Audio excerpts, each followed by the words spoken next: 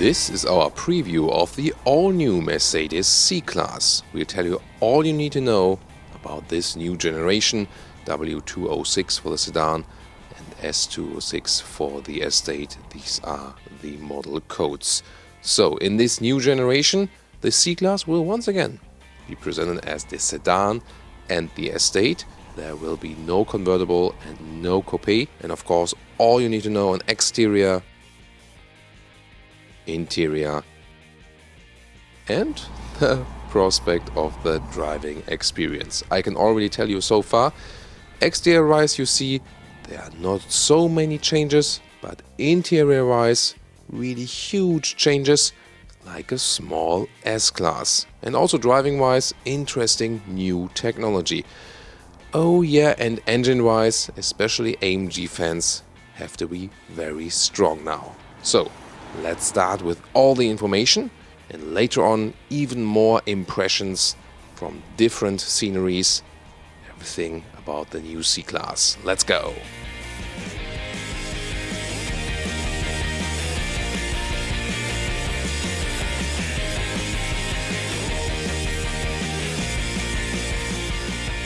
So the sedan you see here is in selenite grey Magno in the AMG line. We also have a wagon in spectral blue. This of course here the Thomas blue, so my favorite color. Really nice looking, definitely. In the front, first big news is there will be no attached star anymore, so no top classic luxury Mercedes star on top of the hood, only the central star. The E-Class will still receive the top standing star in one of the versions, but here the C-Class, they just said we just want the very modern look with the central star. It will also be for the baseline, for the avant-garde and also of course for the AMG line.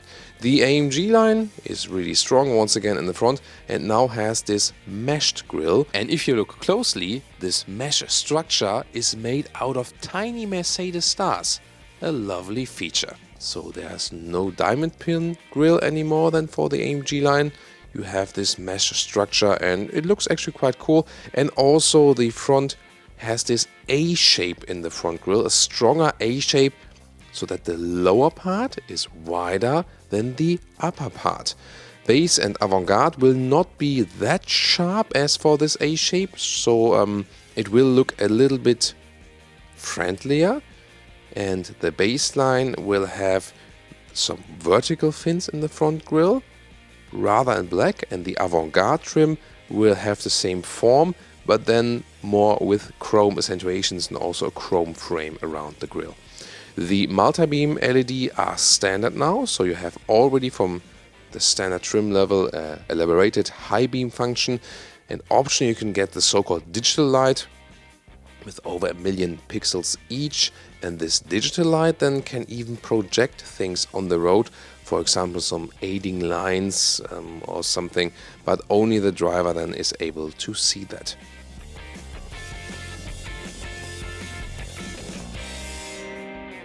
And by the way, all trim levels receive these very strong power domes on the hood, so they are just, making a more masculine appearance. In the side profile, let's begin with the length. And this is now at 4.75 meters, 15'6" or 187 inches. That is 6.5 centimeters longer than before, or 2.5 inches. And also the wheelbase has grown about 2.5 centimeters or 1 inch. And the majority of that will be more rear legroom, soon more about that. Wheels come from 17 to 19 inch, and here in the pictures we show you, these are the big 19-inch wheels in the AMG styling. Technology-wise, big news, you now receive a rear axle steering. That has been very rare in this segment, first time in this mid-size segment. 2.5 degrees in the opposite direction do the rear wheels steer then for you. Up to a speed of 60 kilometers an hour, that's 37 miles per hour. So this really improved the agility at lower speeds and also has then less turning circles, so 40 centimeters or 16 inches less is the turning circle then, or more narrow. And actually at higher speeds, so above 60 kilometers an hour, you will have a parallel steering for more stability at higher speeds. The rear tail lamps, for the first time in the C class, they are split and put in this very horizontal scheme. So far they were more vertical for the sedan and for the estate. And well, this look now, we can all agree, I think, that it looks sleeker and more elegant and also appears wider in the rear now. The new C class is, by the way, just a little bit wider in the dimension. However, if you now look at C class, CLA, E class and the S class, and you find them on the road, they basically all look the same. Yeah, this is this model strategy, for a uniform design look. But sometimes people also want to say, yeah, I'm driving this vehicle and I want to have a distinctive look. So tell me in the comments what you think about that.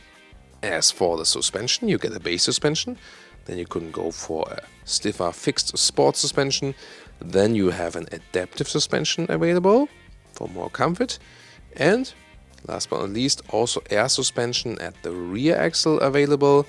This is, by the way, standard for the plug-in hybrid models because of the increased weight from the battery. This is then also a self-leveling suspension for the rear. Especially, of course, important for the estate and for the plug-in hybrids if you have more load in the rear to even that out. On the interior, we can see a drastic change. This is really inspired from the all-new S-Class, so we can say the new C-Class from the inside is a small S-Class, but also a little bit from the outside, as we said earlier as well. And you can see these turbine vents once again, but if you look at the inside, so the top of the dashboard and also the vents, they put everything visually lower, so you can better take a look to the front from the inside of the cabin.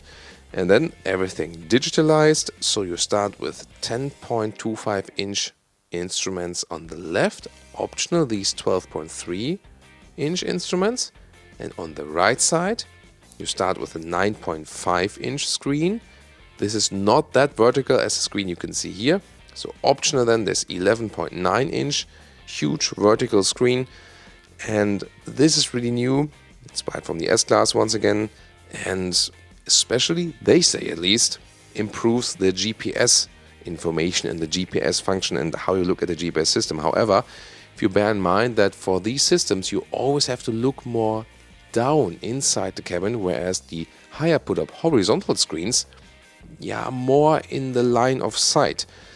So then again, you have to think about, okay, you can go for an optional head-up display. This might then be the solution not to be distracted by this huge screen. And of course, the new MBUX software with the voice input and also new functionality in this new MBUX generation. The ambient lighting, Mercedes is always very famous for that, is appearing along some design lines. So a very central setup for the ambient lighting and also inside the air vents once again. The dashboard can also be bought with the Artico or MBTEX, this high-grade leatherette, for a real cool and clean look. It is standard, by the way, in the AMG line. Technology-wise, what's interesting here in the interior, you can get the over-the-air updates, so all new functionalities can be received also later on. Finally, they also introduce that.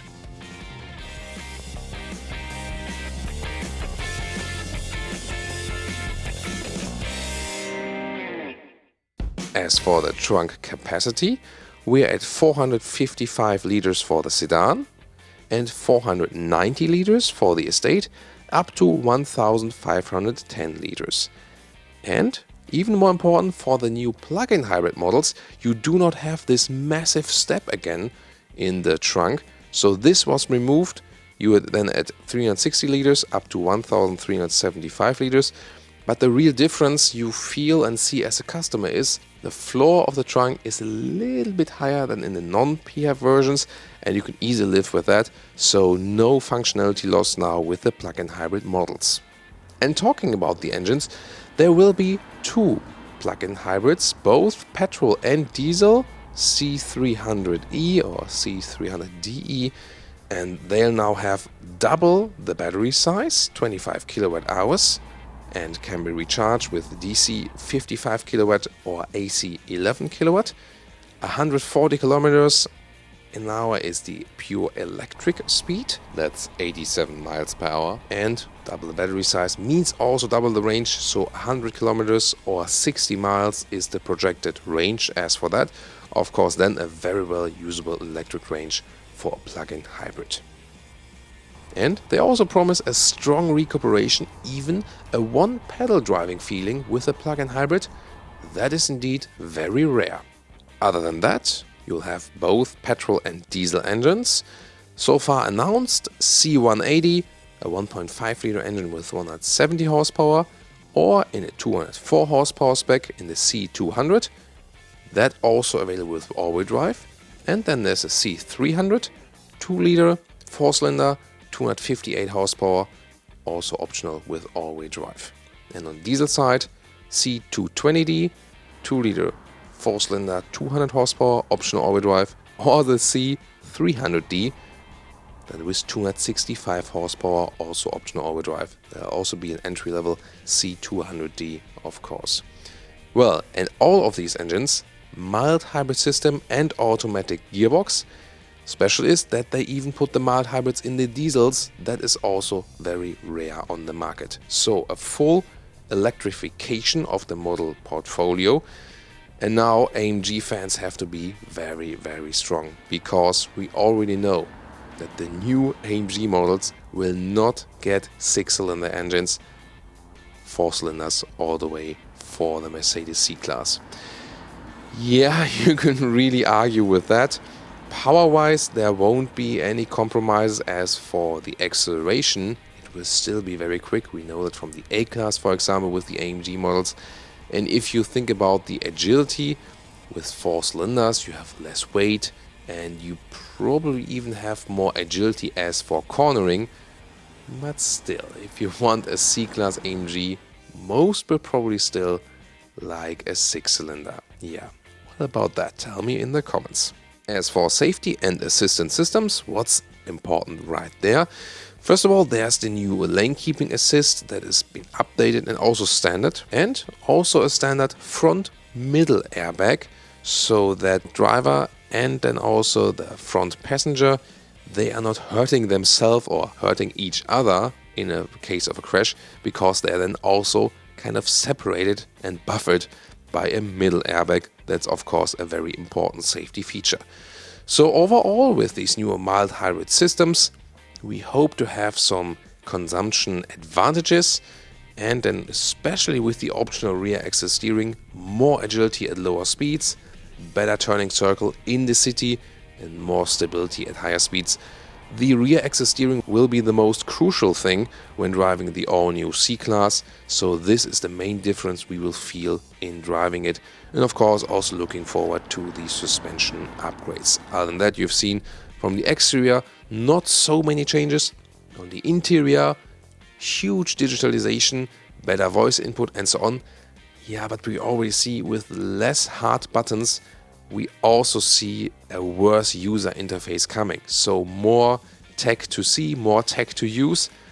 But we've experienced it so many times that not always it is easier than to control the car, but rather harder. Also when you look at capacitive buttons on the steering wheel and so on, we'll see about that. Yeah, but all of that in person very soon here on our channel. Stay tuned, stay subscribed. See you soon, and leave us your feedback to the all-new Mercedes C-Class. See you soon.